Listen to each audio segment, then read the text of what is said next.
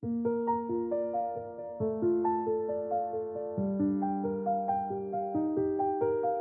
nag-start yung journey ko sa CPA way back 2004.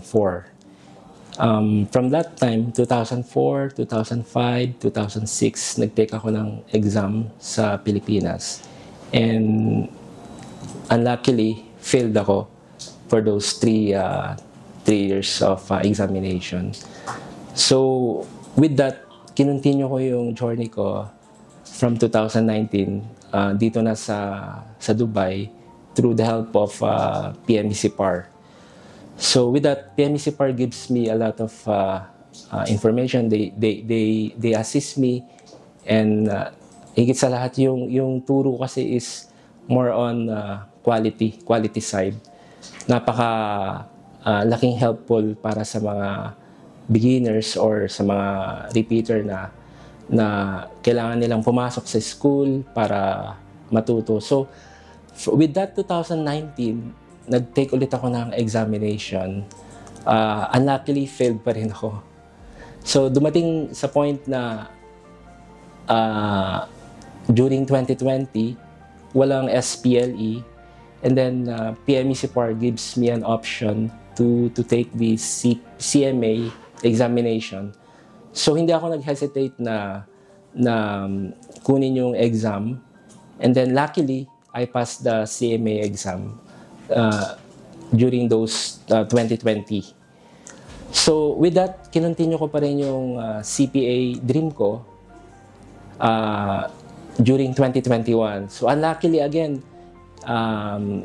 hindi na naman natuloy yung SPLE dahil sa COVID restrictions. So nag-proceed lang ako, nag-continue lang ako, review, self-review. 2022, ayan na naman ako. So, hindi na naman natuloy yung SPLE. So, nag-ano lang ako, kinip ko lang yung momentum, nag-self-review, study ulit. 2023, ayan, natuloy na yung SPLE. But, unfortunately, na-disqualified naman ako due to my refresher course. So, hindi pa rin ako tumigil, hindi ako nag-give up. 2024, nag-enroll ulit ako sa PMECPAR. And then, after that, ayun, nakuha ko na siya. Actually, ang hinahangad ko ng grades is 75, but God gave me more than that. So, I am very thankful. Nagpapasalamat din ako sa PMECPAR kasi sobrang laki ng tulong na ginawa nila sa akin. So, nandiyan sila sobrang, during the actual exams, talagang nakasupport sila sa amin. So, hindi nila kami pinabayaan. Yung meals namin, talagang well-prepared na. So, very thankful talaga. So, which is hindi mo makikita yon sa ibang review center. So, only sa PMECPAR lang. Tsaka yung mga professor namin, sobrang bait, tsaka sobrang gagaling.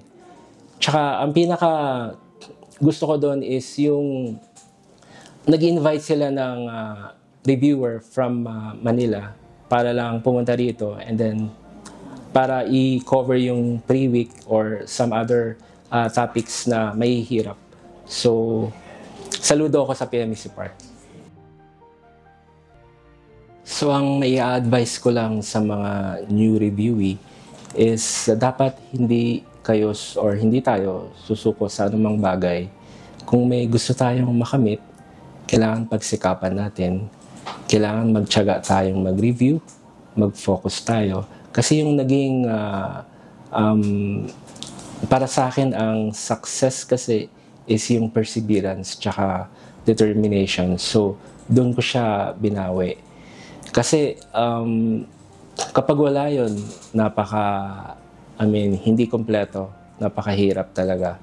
So, kailangan focus, tsaka well-prepared na rin para pagdating sa exam is hindi ka mararatel or something. At least, handang-handa ka na sa examination.